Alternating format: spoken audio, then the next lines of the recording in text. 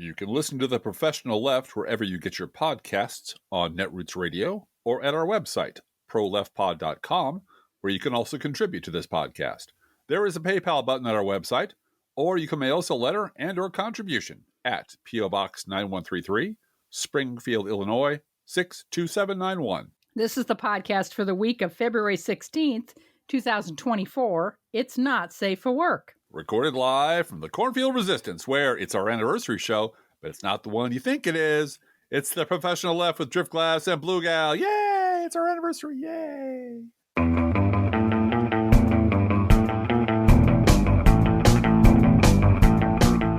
It is our anniversary. It's a different kind of anniversary. Our wedding anniversary is in August. Right. And but this is the anniversary of us meeting face to face for the first time 16 years ago. I know. Auspicious. Very auspicious. Yeah, well, we had known each other online for quite some time. You had a salon, and I would drop by there every now and then, and I liked your writing very much, and you liked my writing too, and we corresponded and stuff. But, we did. We corresponded and said hi, and we're really looking forward to meeting each other. Right. And so Shakespeare's sister did a meetup, and I was able to come up. I was still married. Yes. To my first husband, but had already seen a lawyer about getting a divorce, and everybody knew I was getting a divorce. Yeah. And so came up in February of 2008. I did not break up your marriage. You did not break up my marriage. No, absolutely not. But came up and met Shakespeare's sister, Melissa, and her husband, and she had arranged a whole meetup of her blog readers from the Chicago area. Uh-huh. And I was a special guest. Yes. And you had been to other Shakespeare's sister things, I think. You had met her before. Right? Yeah, I think we went to go see An Inconvenient Truth, I think. A bunch of us went to Evanston Theater to see that. And yeah, I knew her. I'd been to Athena Wise's house, met her and her husband. And so I was... You were sort of a part of that social circle a little bit. Yeah. And so I went, and then here comes this very tall man into the room. Hello. And hugs Melissa, and Melissa walks you over to me. Yes. This is Blue Gal. And you sat down next to me, and you did not leave. No, I just decided this is my area now. This is my area. So yeah, the whole evening you were right next to me. Yeah. And I love that. It was lovely. And then I don't know how much more we want to talk about this, but again, this is the Pro Left After Dark. We talk about a whole bunch more. Waka Jawaka. There's no Waka Jawaka to talk about, but no. You did come down to visit me in the summer when I lived in Springfield. By that time, I was divorced and living in Springfield in summer of 2008. Yeah, and Driftglass said to me, you probably don't want a relationship right now because you just got divorced. But when you do, there's going to be a line of men around the block. Uh-huh. And I want to be first in line. That's right. So, bastard. Out of the way, bastards. You were first in line at that point. You were first in line. So that worked out very well for everybody. And you visited me up in Chicago a couple of times and brought the kids along, and we had a marvelous, if chilly time up there with a visit to the Garfield Park Conservatory in the dead of winter, which was wonderful. You I think totally a revelation. Adjusted to one with autism and two with, the wiring of very bright people. Bright little people. And we had the massive blizzard that trapped you up here for a few extra days. Yeah, and trapped you down here also. There were a couple snowstorms. Did that. Yeah. I had a little parking area out behind my condo, and we had snow drifts that were 3-4 feet deep. So the kids had a ball out there. Measured in children, they were 4 children high. Yeah. So somehow we survived all that. And here we are today. And that was 16 years ago that you and I met. Today, as of today, February 15th is the day we met face to face, officially met at the Shakespeare Sister meetup, and the rest is history. Yeah. Now, very awkward transition to the next topic. Yeah, we have, of course, this has been a very serious week in a lot of ways, and we're going to just go right to the most serious issue this week, which was another mass shooting. There was another mass shooting this week. This time it was at a parade celebrating the Kansas City Chiefs winning the Super Bowl. As of this podcast, there was 1 dead, 10 to 12 wounded. We have nothing to add other than this is going to go on until the Republican Party is destroyed and Fox News and all of their imitators are destroyed and sane gun laws are enacted and enforced in this country. That's just the truth of it. And I wish it weren't so. I wish there was some other magic thing we could do. But the truth of the matter is there is a political party that's causing this problem. There's a propaganda element to the political party that keeps them doing this. The people who want mass murder weapons on the streets all the time, everywhere, have a shit ton of money, and they spend it to make sure. And it's very clear what the dividing line is. And it's very clear that majority rule doesn't mean shit in this country because the overwhelming majority of people in this country would like sane gun control laws, and the majority of the people in this country aren't getting what they want. Right. And the minority are heavily armed and paranoid and dangerous, and they make sure everybody has all the guns they want. All the crazy people can have all the guns they want. And there's nothing more for me to say other than... except that our youngest is in Missouri. Yeah. Oh, yeah. Going to college. Yep. And so boycotting Missouri is not possible for us. Right. Regardless of what Keith Olbermann might say. He doesn't have kids in college. No. And we did listen to Keith Olbermann this morning. And the point he made was a good one. It's not a new one, but it's a good one, is that today was also the anniversary of another mass shooting, but every day is the anniversary of a mass shooting. Every single day on the calendar, there is a mass shooting. There was a mass shooting. There will be a mass shooting somewhere, sometime. And that's just going to go on and on and on until it becomes so intolerable that the majority of people in this country destroy the Republican Party and destroy Fox News and destroy all of their imitators because they are the problem. The guns are the problem, but we don't get to the guns as long as those people are that's the hill they're willing to die on. Right. So. Right. And youngest child went to Missouri because there's more to protest there, Mom. There is. And there is. So it is also Lent. Lent, yes. Glass and I went last night to get our ashes, and the sermonette, it was a sermonette, was very much about, shootings and mortality and the things that we have to confront. Justice, injustice. Wouldn't it be nice if America could give up mass shootings for 40 days? Yeah. For Lent. Wouldn't that be great? Yeah, for Lent. So I try, as a person of faith and justice, to do something for Lent every year. Try to find a study or some sort of discipline to get through this period and commemorate it. And this year I am using a guidebook called 40 Days with Dietrich Bonhoeffer. Bonhoeffer is a hero because he was executed by Hitler for the crime of trying to assassinate Hitler and trying to overthrow the Nazi regime in Germany. But first he was imprisoned by Hitler for 2 years, and not in a concentration camp because he was a prominent German minister, not a Jew. That's right. So he was in one of the nice Nazi prisons, such as they are. He had access to not just food and a bed, but also paper and ink and postage, and the ability to write letters to his friends. And he wrote letters in prison, which are translated and published and studied in divinity schools around the world. I have a stack, and Driftglass knows this. I have a stack of, religious books, and I am someone who studies scripture and so forth. That's my background. And so I have a stack of like 40-day Lenten study books, and I went through them the last weekend to see what I would like to do. And the one on Bonhoeffer just seemed appropriate to the time because in spite of the fact that Bonhoeffer, he was anti-Nazi, but he was not a liberal. He was a conservative Lutheran from what one writer called a semi-aristocratic family. But he did have, I found this very interesting, he had a love for the American Black Church, which he discovered visiting Union Theological Seminary in New York City in the 1930s. And he attended church in Harlem while he was in the United States. He had guts. This is the thing. And I think he had guts, but he also had hubris. That was the word I was looking for earlier when we were rehearsing. Yeah. He was in New York City in 1939 And his friend said, looking over at the news over there, I think you better stay here.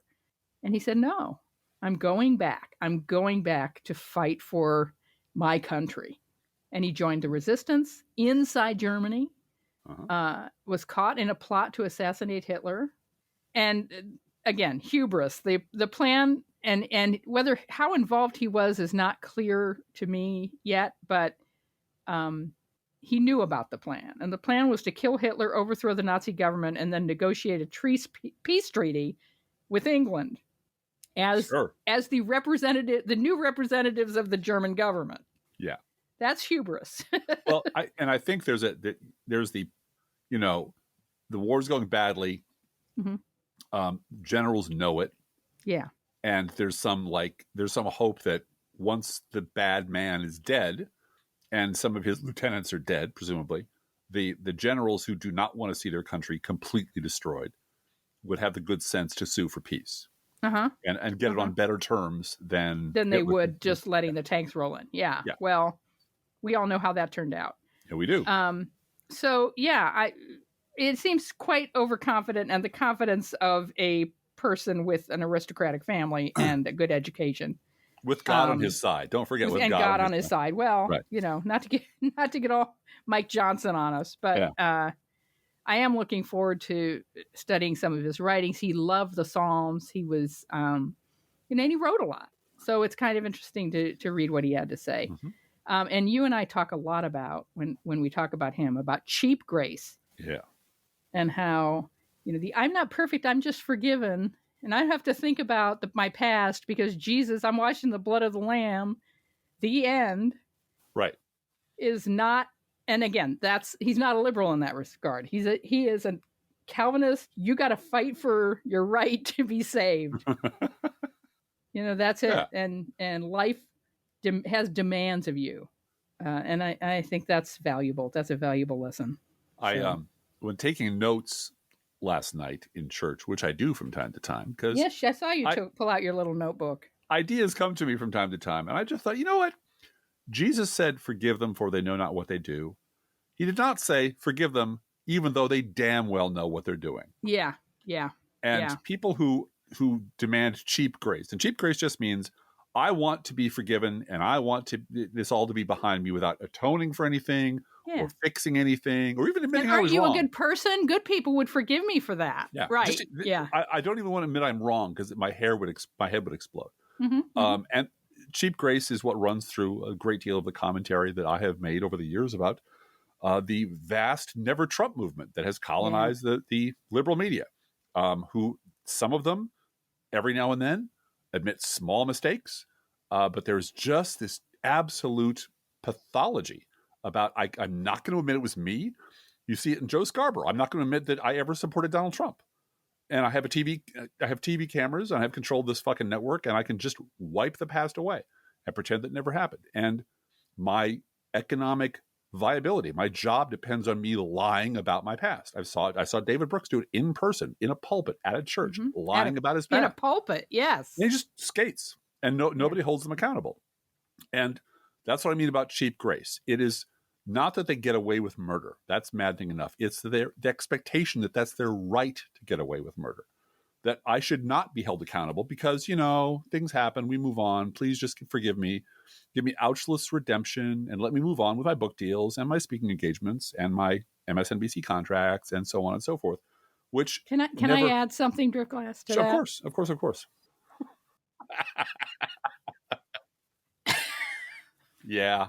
There you go. Yeah, you got that teed up and ready. Yeah, just keep that one on I have tap. that as a sound chip. Yes. Yeah, because it really is all those people who were wrong, who finally got spit out of the Republican Party like one spits out a piece of gristle, are now like, we were so right. God damn it. We were so right. And then we get no credit. You get no credit except for your book deals, except for your MSNBC contract. You're making $150,000 a year just from MSNBC. Except for all the shit that you got. And you had to, I'm sorry, you had to lose all your Nazi friends. And I'm sorry you didn't get to work for the Nazi party anymore. I'm sure that was, as a hit in the pocketbook.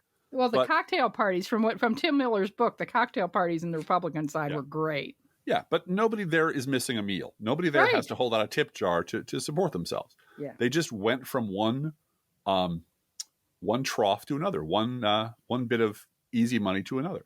And I appreciate what they say now, but it is the whitewashing of history. It's lying about the past that got us in this position in the first place.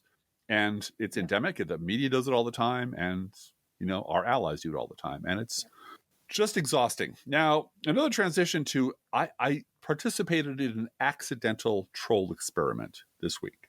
Did not intend this to be an experiment. Did not intend any of this to happen, but I sent out one tweet with 2 words on it. That's it. One tweet, 2 words. I've tweeted, I don't know, a million jillion times. I've tweeted it so often I've been kicked off Twitter 5 times. One forever, for life. Mm-hmm. I was never going to return. And then a year later I said, are you sure? And they said, oh yeah, this was a mistake. Let me back on. But I have been on there for a good long time. I'm on other social media platforms too. But I just did one Photoshop of Biden next to Trump and the word statesman under Biden and the word madman under Trump. One tweet, 2 words. Now, the maximum number of comments I have ever gotten on anything I've ever done on social media, ever, and I've been on Twitter since, 2010 or so, 44, about 44. That's it. For me, that's big. That's a big deal. I know that's a rounding error for a lot of people, but for me, that's a big deal. Number of replies to this tweet, 400. Wow. Virtually all of them, 99.3% of them, from trolls. Because my response was 96% of Americans can tell the difference. And there was some big deal about 96% and a poll number. And it's bullshit. No, that's not true. But I figure, as long as we're not playing by the rules anymore, as long as facts don't matter anymore, why not just stick this in their ass and snap it off? And they really didn't like that. And I didn't discover anything. This is nothing exposed, nothing discovered. It just sort of renewed what I've always known about them. First of all, you cannot distinguish between a Russian bot and a Republican voter anymore. There's simply no distinction between the two. You literally can't. They speak the same language. They think the same thoughts. They are identical to each other formally in a prose form, in a public forum. You couldn't tell the difference. The trolls or the Russian bots would pass the Wingnut Turing test. You couldn't tell the difference between the two. They also have very, very limited vocabularies. They don't know what to do other than So here's what I learned from my 400 bots and wingnuts who showed up to tell me that I was a fegula and a monster and a molester of children and so on and so forth. First of all, COVID shots caused this whole thing. I lost my mind because of my COVID shots. Joe Biden's a pedophile. Joe Biden has officially, by the Democratic Party, by a Democratic prosecutor, has been declared publicly unfit to stand trial because of mental incompetence. That's a fact. That's a judge handed that down, and they know that to be true. Joe Biden wants to start World War III. The economy That's a Russian. No, I don't know. I really don't know. Because I have zero respect for the creatures that clamber over this earth in human form that call themselves Republicans. I just don't respect them as adult human beings anymore. I don't care what they think. I think they're trash. I think they know they're trash. And I think they want their trash president to run a trash country for their benefit. Not their material benefit, mind you, but to make people like me cry. But you can't, because I've been on Twitter since 2010 and all my tears are gone. So Trump is a superhuman with superhuman powers. The little thing I did about the polling number, 86%. Man, a bunch of show me the link or it isn't real. God, go show me. And my response to all of them, 400 of them, was racist, fascist, rapist, daddy will never love you. Yeah. I think you had orange in there also. Yeah, just a distinct orange, racist, fascist, rapist, daddy will never love you. Yeah. And that's all I had to say for all of them. And they didn't like that one bit.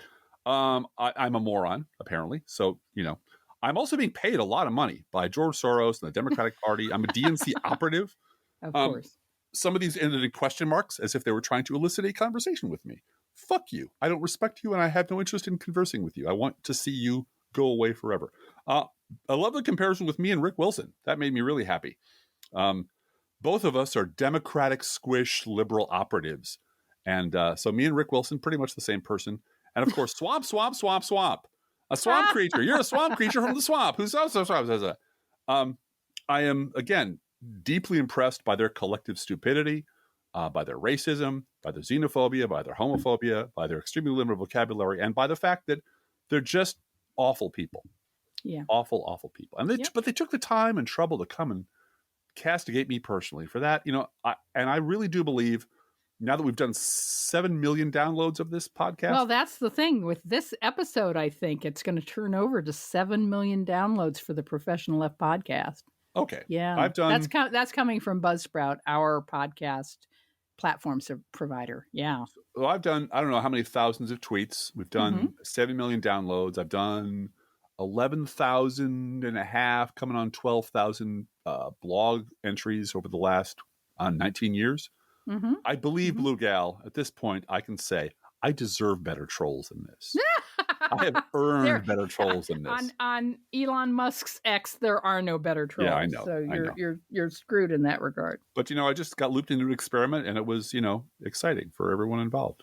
Well, and I'm glad you didn't engage. You just simply pushed back with the same line for everybody. Same line, 390 times, which was copy paste, and then block. Copy, paste, block, copy, paste, block. If I could get an algorithm to do that for me, I would do it in a minute. AI should do that for you. Yes, it Yeah. should. The Hollywood Reporter notes that Jon Stewart is facing massive backlash from Democrats over his comments about Joe Biden. Well, duh. He had really good ratings last week. Mm-hmm. And that's the end of it if he doesn't get better, because his performance Monday night was abysmal. It was terrible. The ingredients that made up the original Daily Show with Jon Stewart have already been disaggregated and found other homes. Mm-hmm. And he was trying to reassemble it, especially the both sides do it stuff. And it did. It felt ridiculous. It felt like voters should be allowed to ask about Biden's age. That was so not the point. This was a prosecutor inappropriately inserting opinion into a statement which vindicated, completely exonerated Biden. No, it didn't. At least 40 trolls told me that the prosecutor had found that Joe Biden was unfit to stand trial because of mental incompetence. Right. That's what the report really said, Blue Gal. That's what it really said. Just read the report. Well, there were an awful lot of media misreadings of what actually happened. Yeah. And I find that kind of fascinating if you just look at it through a fiction writer's lens. Mm-hmm. I'm old enough to remember when Bill Barr issued a 4-page summary of the Mueller report. The lie. And it was a lie. Yeah, it was a lie. But, and I keep waiting for Hunter Biden to just send out on Twitter, all caps, totally exonerated. And then that's it, right? That's what happens. Then you're done. You don't have to talk about it. Hoax, hoax, hoax, and then it's over. I remember that Bob Mueller, after that, he didn't want to be disrespecting the process. So he just sat on his fucking hands and didn't respond. He didn't get up and say, this is a lie. This is not what this report says. He just sat on his fucking hands and did nothing after 2 years, expecting somehow, I don't know, Jesus or somebody was going to fix the whole thing, and then just went away. I think he expected Congress to fix the whole thing, and I think he expected that Trump would be prosecuted for obstruction of justice after he was president. But it wasn't his job after 2 years to stand up and say Bill Barr just lied to you. Apparently that was not his job. That to me was amazing. Yeah, he just sat there. My report will speak for itself. Is a total misunderstanding of the media environment in which he lived. Yeah, he's a very old man who doesn't know anything about the way the world works anymore. Isn't that weird? You mean like Jon Stewart? Just like Jon Stewart. Yes, and I thought the best part of the episode was when Jordan Klepper called him out for both siderism. Yeah. That was, I guess, supposed to be meta, but it was honest. And I've been watching since Monday night, because Jordan Klepper is hosting. Yeah. Is doing a very good job of calling out Trumpers as idiots and being funny about Trump. Now, he told a Biden is an old guy joke. I mean, you can insert those. Sure. I don't have a problem with that. But the idea that you're going to equally hone both of your blades to be fair when you have a rapist, con man, traitor on one side, and an old man who's done a very good job as president on the other. Yeah. That was but that's enough about Daily Show. What about the New York Times drift class? and somebody did say, I'm sorry, it wasn't about Jon Stewart. It was about the Tim Miller takeover, the Bulwark podcast. Oh, because the retirement, right? Because Monday, it was A.B. Stoddard and Bill Kristol sniffing incessantly and bitching that Joe Biden needs to step down, drop out immediately. Oh. And then Tuesday, it was James Carville talking about Joe Biden needs to step down immediately. And then Wednesday, it was Dean Phillips. So like, and everyone, and I'm observing this from a distance going, wow, this is a fucking train wreck. Yeah. And a whole bunch of regular fans. I am not a fan. I am a listener the same way you listen to the enemy broadcasts from an enemy country to figure out what they're going to do. Or like, what is wrong with you? You sound like a New York Times op-ed now. Mm-hmm. Because it's just what's wrong with you? But speaking of the New York Times, I was forwarded this article by Jameson Foser. He has I'm not sure if it's a blog or a Substack. It's a something. It's a place where he keeps his writing called Finding Gravity. And I found this. It's a very long article. I'm going to talk about it very briefly, a couple of paragraphs. But the headline of this post is, yes, Democrats should criticize the New York Times. It won't stop the Times from doing big things badly, but there are other important benefits. So he continues, nothing about the New York Times conduct over the past 3 days, 3 years, or 3 decades should surprise anyone who's been paying even a little attention to the paper. And I got to say, I've been lectured more than once on the fact that, they do some good work over there by people who are about to have their articles published in the New York Times. The Times is a newspaper that falsely portrayed Al Gore as a serial liar and George W. Bush as a straight talker. They treated Hillary Clinton's email hygiene practices as the most important issue in 2016 and routinely portrayed Donald Trump as a law and order candidate despite his repeated flagrant law breaking. It is politically a Republican newspaper. Mm-hmm. Mm-hmm. It's not the liberal New York Times. There are a lot of reasons why the Times did all that and why it spent the last 3 days portraying Joe Biden as a senile old man with one foot in the grave and Donald Trump as the after photo in one of those testosterone-boosting scams that advertised during televised sporting events. I've written about most of those reasons, often at great length, for more than 20 years. I'm sure you're just as tired as we are, James. And I won't belabor each of them here. What they add up to is that functionally, the New York Times is a Republican newspaper, long has been and likely long will be. First, I very much agree that the most important thing the anti-Trump coalition can talk about for the next 10 months is how thoroughly awful Trump is and how unimaginably worse everything would be under a Trump presidency than a Biden presidency. Second, I agree the Times ain't a changing anytime soon. 20 years ago, I co-created Media Matters for America, in large part in response to the New York Times coverage of Whitewater, the 2000 presidential campaign, and the Bush administration's push for the war in Iraq. I've spent a deeply depressing amount of my life, both professionally and as the world's worst hobby, trying to get the Times to change, and short of that, trying to get more people to understand its flaws so fewer will be led astray by it. Whatever the opposite of boasting is, that's what I'm doing when I say, few people alive are more aware than I am of the Times' flaws or the long odds against the paper getting much better as long as the Schultzberger family remain in control of it. And even a change in control would not likely lead to a change in behavior. The Times' peer news companies behave in much the same way, unquote. But, and I'll just summarize the rest of the article. He goes on to say that at the margins, which is where you and I live, Blue Gal. Yeah. Continuous, focused, forceful media pressure can change behavior a little bit, that you can push them around a little bit.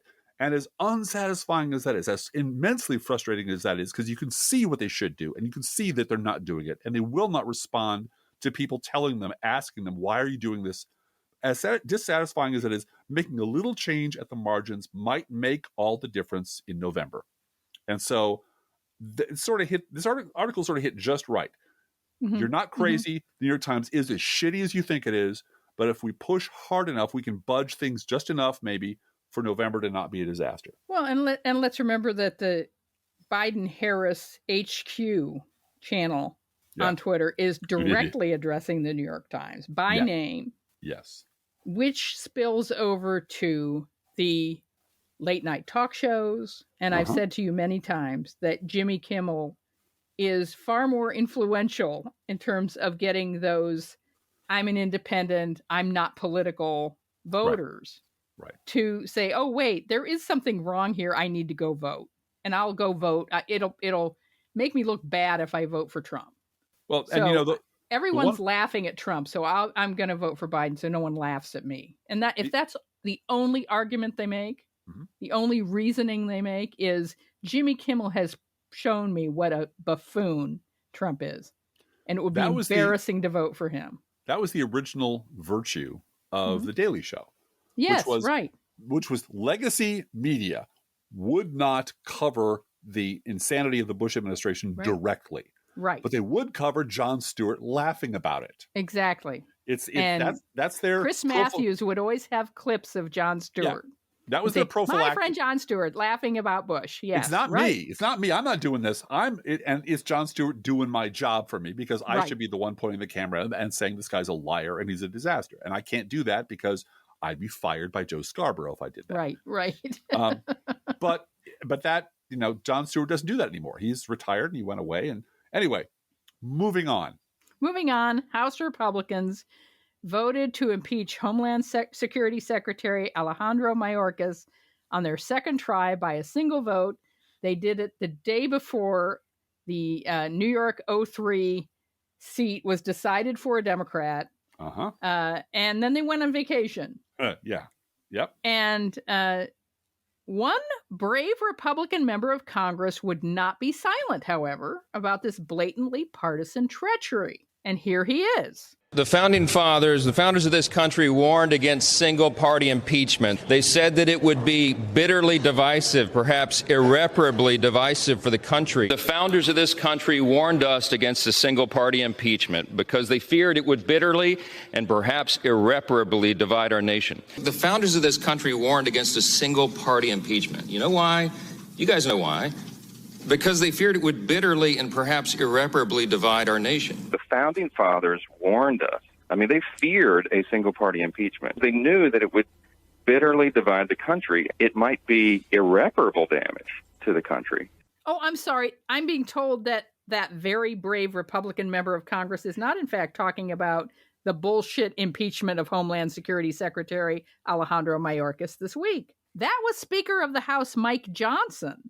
Back in 2019, when he was just another backbench crackpot from Louisiana, talking about the very legitimate and well-supported impeachment of Donald Trump over actual acts of treason. That was back in 2019. My, oh my. The Mayorkas impeachment trial, to the extent that the Democratic Senate will allow it to happen, and here's the important thing, the Senate does have quite a bit of leeway in setting the rules for the trial. And those rules are set by majority vote. You don't need 60 votes to set the rules. You need 2/3 to convict in the Senate. Right. That's right. But setting the rules is simple majority. This trial, to the extent that it even happens, is going to be lit. Going to be lit, Luke. Yeah. Going to be lit. We've got Marjorie Taylor Greene, Harriet Lasso Lady Hageman, and Andy Biggs as impeachment managers.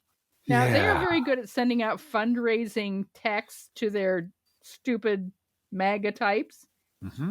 But being able to handle a trial and questions from Democrats in the Senate, and I'm going to go back to this again, being able to navigate Senate rules set by Democrats, because Marjorie Taylor Greene barely knows the rules of the House. Yeah. And she doesn't know the rules of the Senate. But you know who does, Driftglass? Chuck Schumer. Chuck Schumer knows the rules like the back of his hand. I'm going to have some soup. Before you say anything, nice cup of soup on a cold day, nice hot cup of soup. Whoa. Calm down. And then, by the way, we have to vote on the trial rules. Excuse me, but I have all of the Democratic senators here and the vice president voting and we're going to set real guidelines and boundaries as to what will happen and what won't happen in this trial.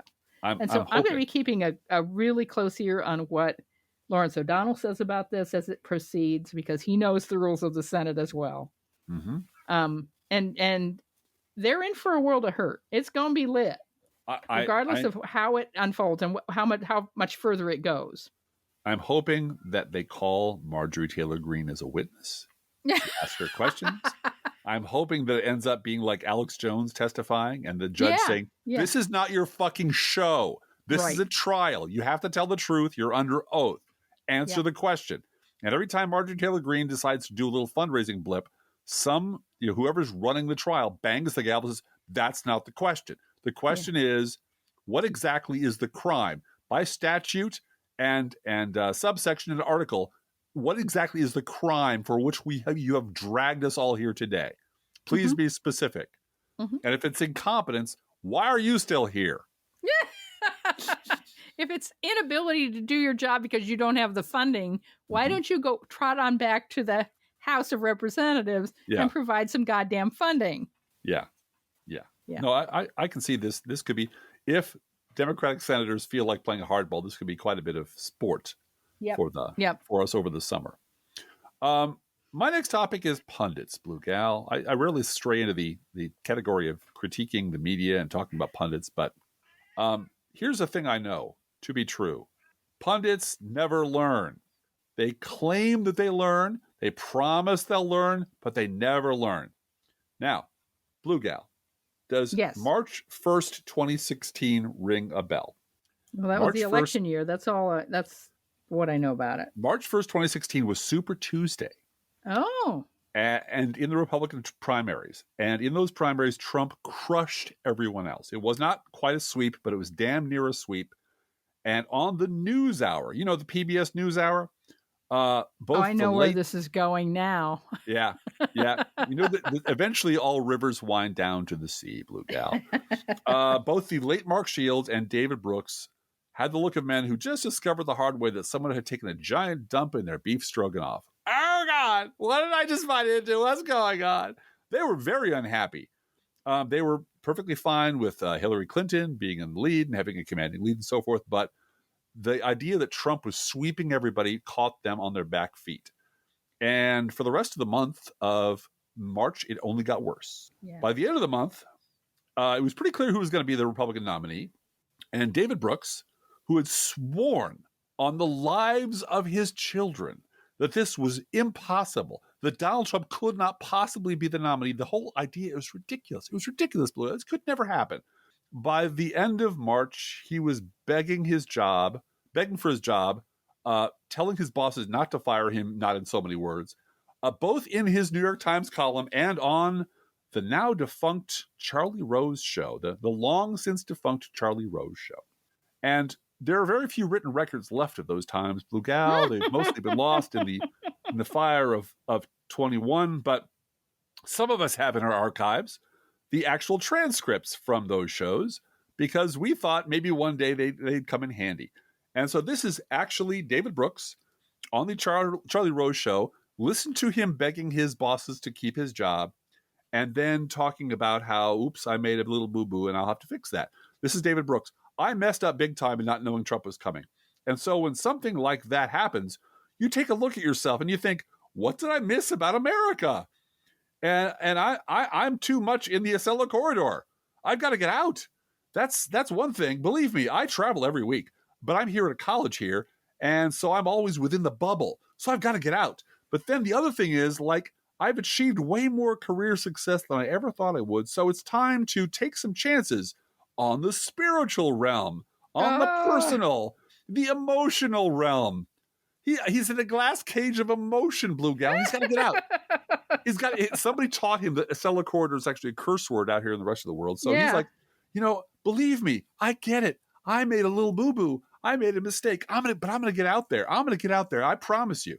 But 20 minutes later, in the same conversation, he cannot fucking help himself. Here he is explaining that really, it was kind of Barack Obama's fault.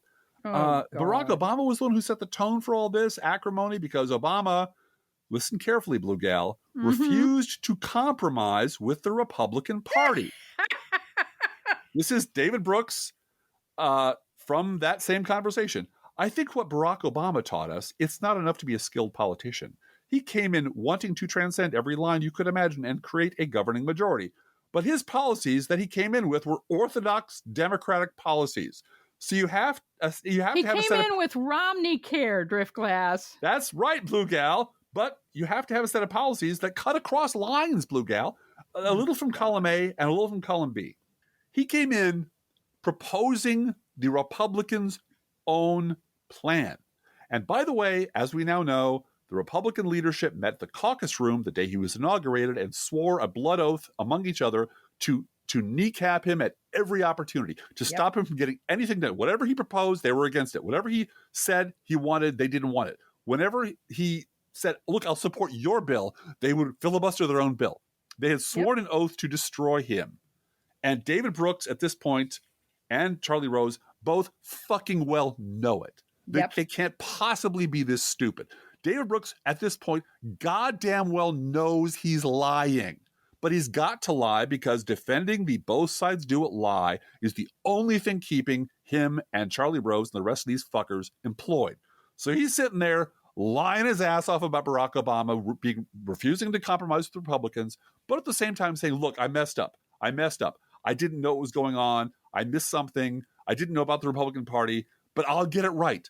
And so back in 2016, David Brooks found out the Republican Party, Blue Gal, was full of Republicans. Full of Republicans. And he traveled around the country like David Brooks in Lost in America, touching Indians and gaining wisdom, and from sea to shining sea and the rest of that song, and came back transformed and renewed and finally able to see the Republican Party clearly for what it truly was. And he would never make this mistake again, right? Isn't that right? Nope. That's absolutely not true, Blue Gal. This is from David Brooks, who was once again trolling me in his newspaper today. Personally, he was trolling me last week. This is from today? This is from a week ago. This is from last week. Last Friday, okay. When he rediscovered the Republican Party, Blue Gal. Shocking. He found out the Republican Party was full of Republicans again. This is a quote from his article. I thought I was beyond shockable. But this week, I have been profoundly shocked. Has been profoundly shocking for me. I spent the bulk of my adult life on the right-wing side of things, generally rooting for the Republican Party, because I thought that party best served America. People like Sarah Palin and Donald Trump chased me out of the Republican orbit gradually and then all at once, but I still have held out the hope that many of my friends on the right are kind of like an occupied country. They have to mouth the Trumpian prejudices to survive in this era, but somewhere deep inside, Blue Gal, way down deep, the party of Reagan still lives in their souls. Oh, Lord. Because you can't ever punch him in the face hard enough to wake him the fuck up and make him stop lying about his Republican Party. But then, this is the part I just love so very much. So tasty. Then comes the inevitable smug condescension. Mm-hmm. Direct address to me, Blue Gal, me and you. Okay. This is David Brooks. My progressive readers are now thinking, have you not been paying attention? Donald Trump has owned this party for years. If he told them to kill the immigration compromise because he needed a campaign issue, they were going to kill that proposal. To which I respond, I don't think you quite understand what just happened. Yeah. Because progressives don't really understand the Republican Party. You know who understands the Republican Party, Blue Gal?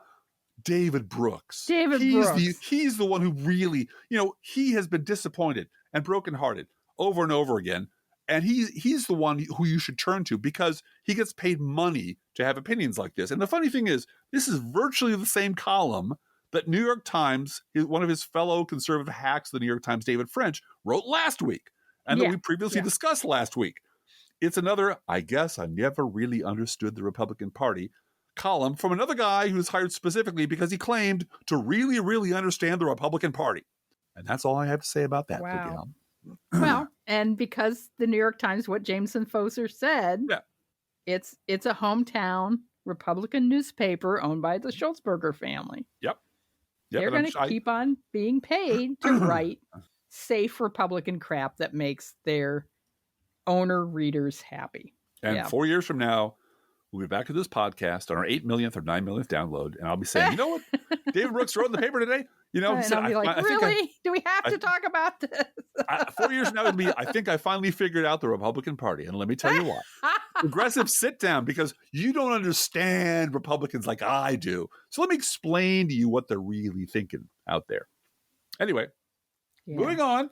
Kevin Matthews. Waiting. I can't wait for 2025 and Democratic overreach from David Brooks. Yeah. Well, it's there. It's just waiting for them. Meanwhile, not Kevin Matthews, Kevin McCarthy. Kevin McCarthy. Do you remember him? Barely. He's like a gray blur in my memory. Kevin. Quevin. Kevin. Wait a minute. Wasn't he one of those big guns, Top Guns? He was Young Guns. Young Guns. That's right. He was a young gun. Yeah, he was one of the Young Guns. There's no more Young Guns, Drift Glass. Nope. And they kicked Kevin McCarthy out, and he left the house, and he's gone forever. And he's retiring to a nice, quiet life where he does nothing but enjoy the California sunshine, right? Right. Exactly. No. Kevin McCarthy is in a vengeful mood toward his former House colleagues. That doesn't sound very Christian. And he has friends who also are in a vengeful mood. This is via Joan McCarter at Daily Kos. From primary challenges to getting blackballed from House Republican caucuses, the 8 Republicans who ousted former House Speaker Kevin McCarthy are feeling the blowback. His allies, and he has many of them, are making sure of that. Where the real hammer is falling on this 8 is in their fundraising. Others, including Representative Tim Burchett of Tennessee, Andy Biggs, there's Andy Biggs again, of Arizona, and Eli Crane, acknowledged that the big donors aren't taking their calls anymore. Burchett told CNN's Manu Raju that he absolutely had seen his donations dry up. Quote, some very wealthy folks, and they've been very kind to me in the past, Burchett said of donors who had dropped him. And I hope that we can mend the fences, he added. Uh-huh. Good luck to him on that one, says Joan McCarter. Crane of Arizona told Raju he was feeling a fundraising hit. Yeah, that's definitely a reality, he said. And I think anybody that participated in that knew that going forward. Yeah. He's right. They knew what they were doing, and they asked for this. Booting McCarthy meant ousting their most effective fundraiser. Ousting him meant pissing off all those big donors he, Kevin, had been cultivating all these years. They are friends of Kev, and they are happy to help him get his revenge. Let them fight. And then you have Laura Trump being installed by the Donald as RNC co-chair, apparently. We'll see what happens with that. But Donald wants a South Carolina election denier and his daughter-in-law to be running the Republican coffers. Exactly.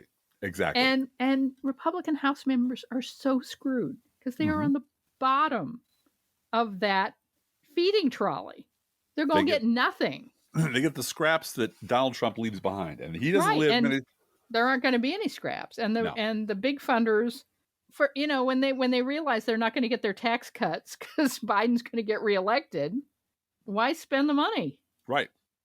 Wait 2 years, wait 4 years, but no, why spend it now? This is when they're failing. Yeah, just you don't back a losing horse. You don't do that. You wait. It's called doing a Ron DeSantis. You pile $150 million in the middle of a field and you set it on fire. Set fire to it for no good reason. So they'll keep their money, they'll close their purses, and they'll make Kev very happy. Mm-hmm. Let's do a news roundup, and let's start off with another person who has revenge on his mind. Who has vengeance in his heart. That's right. This week, Democrats won a special election and flipped George Santos' seat in the House. Tom Suozzi defeated Republican Mazi Pilip to take the seat vacated by George Santos, who was indicted on a charge of fraud and then expelled from Congress. When Suozzi is sworn in, Republicans will control 219 seats and Democrats will control 213, meaning Republicans will only be able to lose 2 votes to pass legislation on party line votes if all members are present and voting. But honestly, between you and I, Blue Gal, the highlight of the evening was George Santos texting a group chat with the top New York Republicans in the House. This is Santos texting, quote, I hope you guys are happy with this dismal performance and your $10 million for futile bullshit cost the party. I look very forward to most of you losing due to your absolute hate-filled campaign to remove me from Congress arbitrarily. Now go tell the Republican base that you fucking idiots did, and good luck raising money next quarter, unquote. Yes, I miss that man so much. Yeah. Bitchy. Yeah. No, nothing worse than a Santos scorned, you know? Yeah. And on a related note to all of that, whatever excuses Republicans make for their loss this week in New York 03, just remember, it's not Sean Hannity's fault. Definitely not. It's never his fault. This is via Media Matters. Sean told his radio listeners that, listen, he told New York House Republicans to hold on to the reliable Republican vote from George Santos. It's not my fault you lost that seat. Here's what he said, quote, until this election cycle, I frankly had not heard of Mazi Pilip. We put her on the show to see, if we can give her a chance to win. A lot of friends of mine cared a lot about the race. I didn't. He didn't add, right? And with the small margin of majority that the Republicans have on the House, they can ill afford to lose that seat. Now, what I had told the New York delegation when I met some of them at the town hall that I did with the new speaker at the time, Speaker Johnson, I brought this subject up with them unsolicited. And I said, guys, unless somebody's convicted, I don't think you should be in the business of rushing to judgment, and especially with the limited margin you have, kicking out a reliable Republican vote. That would have been Santos. I don't know. Yeah. Don't blame Sean. No. Sean moved to Florida from New York this year. And, it's adorable that Sean Hannity, recording his show from his Florida tax haven basement, pretends to care if Republicans are in the minority or not. He knows Joe Biden isn't going to give him a tax cut. Sorry, Sean. No tax cut for you. Unless you promise to build a microchip plant in Arizona. Then maybe. The Senate approved $95 billion in aid to Ukraine, Israel, and Taiwan by a 70-29 vote. That's 70-29. Despite efforts by Trump, hard-right Republicans, and House Speaker Mike Johnson to kill the legislation, Senate Republicans supported the deal, increased overnight, with 22 Republican senators voting in favor of the package. Hours before the vote, Johnson preemptively rejected the legislation and said he would not bring the Senate package to the House floor for a vote. Further, many hard-right Republicans have threatened to oust Johnson if he brings the legislation up in the House. And then he went on a vacation for a week and a half. Yep. To let things cool down, I guess. Sure. But, Biden points out that all of this money is going to be sent at defense manufacturing plants in the United States. Right. It'll be spent and here. Any Republican that has a defense plant in their district is screwing their district. Blue Gal. But, they're probably gerrymandered districts, but honest to God. Blue Gal, you know that, and I know that, but the creatures that yelled swamp, swamp, swamp at me, and you're an idiot, and Joe Biden's a pedo, they don't know that. They're morons. The base are morons. They don't know how anything works, and anything that they're told on Fox News is the truth until they change their mind, and then it becomes something else. So... The Supreme Court gave special counsel Jack Smith 1 week to respond to Trump's request to delay his federal criminal election subversion trial and, give him presidential immunity. Jack Smith took 1 day to respond. Yeah. Probably an hour. I'm guessing he had that locked and loaded ready to go. But this is from McKay Coppins. Trump, quote, has just signaled to the Kremlin that if elected, he would not only refuse to defend Europe, but he would gladly support Vladimir Putin during World War III. And even encourage him to do as he pleases to America's allies, unquote. Yes, in an explosive statement on February 10th, Donald Trump encouraged Russia to attack NATO countries. We are not making that up. Nope. Trump said he would encourage Russia to do whatever the hell they want to NATO countries that were delinquent. And you put in our notes, in meeting the group's guidelines for defense spending, that's not, he doesn't understand that. Pay your bills. Pay me. You pay me so I can pay my lawyers or not. There was no mention of it on the next day's New York Times or Washington Post front pages. It's as if it didn't happen. Instead, the top stories were about President Biden's age, and over the following 4 days, the Times published 33 stories about Biden's age. It is but her emails all over again. Yeah. And we know why. And if you're curious, consult Jameson Fozer's Finding Gravity. He will explain the whole thing to you. The 2 paragraphs I read are insufficient to sort of get the whole the whole color of the thing. But the New York Times is a Republican newspaper. In fact, it is a Republican newspaper, and they live in an ivory tower and don't really give a shit about what's happening to the rest of the country because they really don't think anything bad will ever happen to them personally. And that's what they care about. This was President Joe Biden's response to Donald Trump. Quote, "The former president has set a dangerous and shockingly, frankly, un-American signal to the world. Just a few days ago, Trump gave an invitation to Putin to invade some of our NATO allies. He said if an ally didn't spend enough money on defense, he would encourage Russia to, quote, do whatever the hell it wants, unquote. Can you imagine a former president of the United States saying that the whole world heard it? And the worst thing is he means it. No other president in history has ever bowed down to a Russian dictator. Let me say this as clearly as I can. I never will. For God's sakes, it's shameful, it's dangerous, it's un-American." Amen, Joe. 100%. From Rachel Bidikofer, at least 60 cents of every dollar sent to the Trump campaign is going to Trump legal fee grifting and not electioneering. Yeah. The House is screwed. Which you know it and I know it, but the base, they're just cattle. They don't know that. This is from Greg Sargent. Just appalling. A new poll finds that Trump gets far less blame for killing the border deal than Biden does, even though Trump explicitly called on Republicans to vote it down. This is exactly why the GOP did his bidding and sank the deal. Trump gets far less blame than Biden for killing the deal, even though Republicans themselves said they were voting it down because Trump told them to. Democrats made most of the concessions. As David Frum noted, Trump himself said he wanted it as an issue. This is the part that there's no getting around the fact the base of the Republican Party is just unrecoverably dead, brain dead. Yeah. There are a lot of words I want to use right now, and I'm holding myself from using them. They are fucking zombies. You can't reason with zombies. Donald Trump said, kill the deal.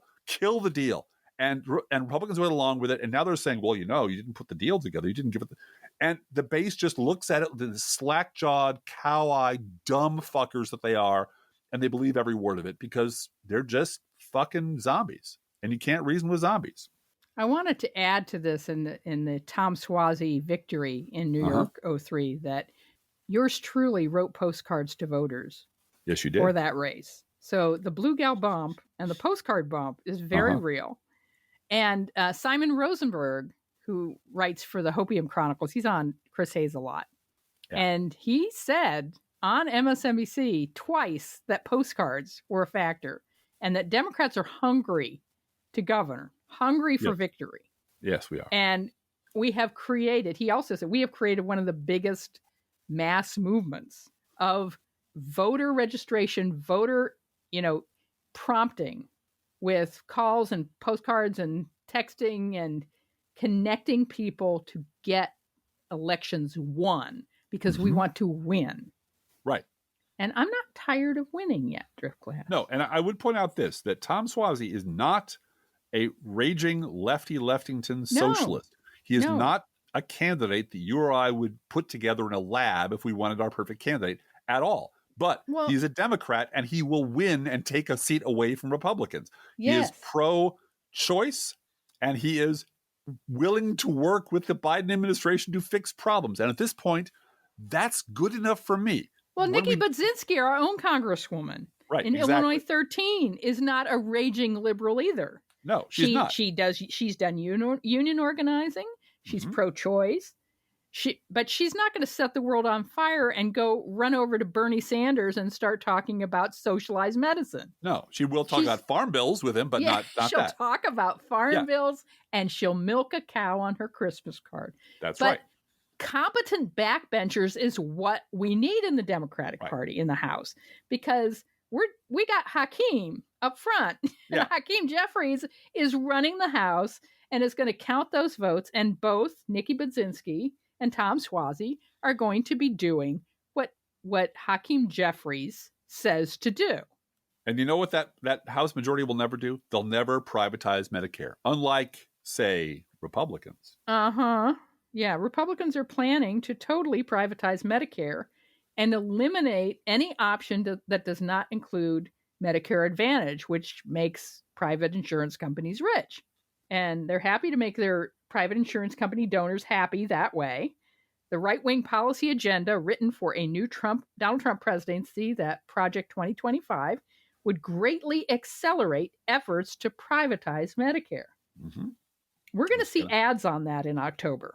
Yeah, I hope we see a lot of ads on a lot of things. Yeah. Do you remember someone named Kayleigh McEnany? Somewhere in the past, Kayleigh McEnany? Remember her? Yes, I do. Yeah, she has a job on a TV station where someone points a camera at her and she says stupid things like this. Mm-hmm. Trump is pretending to have dementia as a political ploy, Blue Gal. That's the reason he's pretending that he doesn't have a brain in his head anymore. It's a political ploy. It's actually ploy? Genius. Yeah, political ploy. From the Huffington Post, surprise, surprise, quote, Chris Christie says he can't see himself voting for Joe Biden in the 2024 election. Driftglass, you were right about Chris Christie. Hit that button again from... I'm tired of being right. From that the one? bulwark. No. We over here at the professional level are tired of being right all the time. No, we're not. No. Driftglass is right about this. Quote, from Chris Christie, I'll wait to see the complete field before I make my judgment, unquote. The former GOP presidential candidate whose whole purpose of running was to stop Donald Trump. Yeah. Yeah, no. Now, let's end on a bit of good news. This is from the Washington Post, quote, Welcome to Silicon Desert, how Biden helped boost an Arizona boomtown.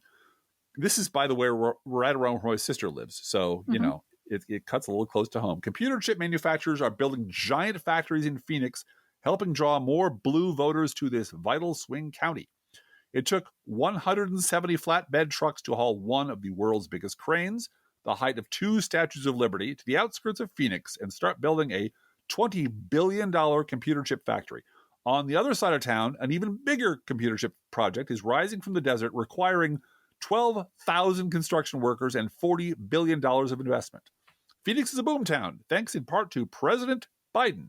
The promise of federal subsidies from the Biden-backed CHIPS and Science Act of 2022. Where have I heard about the CHIPS Act before, Blue Gal? I'm pretty sure I've heard it from our governor like every J.B. other Pritzker day. Every day, yes. He couldn't be prouder of all the chips that are being manufactured. Yes, right. And you hear us talking about our governor talking about it probably more than you want to, but we're still going to do it because we're not tired of winning. And it sparked some of the biggest investment projects in the nation's history, transforming Maricopa County into one of the world's most important manufacturing sites for the tiny components that power all modern electronics, unquote. You know what we can say about J.B. Pritzker, Driftglass? Huh? He couldn't be prouder of the state of Illinois. He really couldn't be prouder. From WBEZ Chicago, the DNC is launching a neighborhood ambassadors program to recruit volunteers. Organizers want 12,000 volunteers from Chicago neighborhoods to make sure Chicago's neighborhoods see economic benefits from the Democratic convention. Like you said, parking, $50. Parking. You think Cubs parking in the middle of summer is expensive? Please. You ain't seen nothing yet. Each week we post to our Facebook page and website an Internet Kitty sent in by you, the listeners. This week's Internet Kitties, plural, are Peanut and Gary. Aww. They're beautiful all-black cats who are definitely related to our own Olive and Barack Hussein, the Kenyan usurper. Brothers from another mother, we salute you. And of course, Peanut and Gary eat freshly poured cat food, our fake sponsor. Whether you serve pet store perfection or dollar store dreck, your cat will sit on the kitchen floor and demand that the food they eat is only freshly poured. Freshly poured, oh my Lord, it's freshly poured. And you can visit Peanut and Gary, beautiful cats with gorgeous eyes, love those black cats, at our Facebook page or website. And you can send your Internet Kitty dog or other pet to us at our email address, proleftpodcast@gmail.com, where you can also... It's the DNC. That's podcastable. Is it Run DNC? No, it's just the Democrat. Maybe they want us to be one of the neighborhood volunteers. We heard you were talking about us. You want to talk about the CHIPS Act? CHIPS Act's pretty important. That's all right. That's all right. Ring We're away, buddy. leaving that in, folks. Well, and that's the afternoon and the evening the RNC calls, and that's when and then it the gets, RNC calls. Yeah, they do. We get everybody. Yeah. We get it all. Anyway, you can write to both of us. Feel free to write us. We love hearing from you. Be aware that if you write to us at any of our addresses, we reserve the right to read your email or U.S. Postal Service. Go, Postal Unions! Letter on the air, unless you say otherwise. And please don't forget our gourmet coffee guidelines. And DNC, this applies to you since you clearly listen to this podcast. And it's not a call-in show, man. It's not a call-in show, okay? But if you can afford to call us at whatever it is, 5 o'clock at night, you can afford to buy us an espresso-based beverage for yourself. Buy one for us. You can afford it. You know you have the money to do it. This is not charity. This is our job. Jamie Harrison, stop calling us. We're not a telemarketing company. We can't help you. We don't sell supplements. If you can spare $5 a month, please spare $5 a month at patreon.com/proleftpod. Please share our show on social media. And if you love this podcast, please get someone else in your life to listen, for goodness sakes, as well. And thank you really, really very much for doing that. Hey, Driftglass, how are the Internet Kitties doing this week? Well, Blue Gal, the Internet Kitties are giving up hairballs for Lent, one at a time and on the carpet. Let's think about living. Think about living. Let's think about loving. Think about loving. Let's think about the hooping and the hopping and the popping and the loving, loving, loving. Let's forget about the wine and the crying, the shooting and the dying, and the fellow with the switchblade knife. Let's think about living. Let's think about life. The Professional Left podcast is recorded under a Creative Commons license. Copyright 2024-25, GGBG Productions.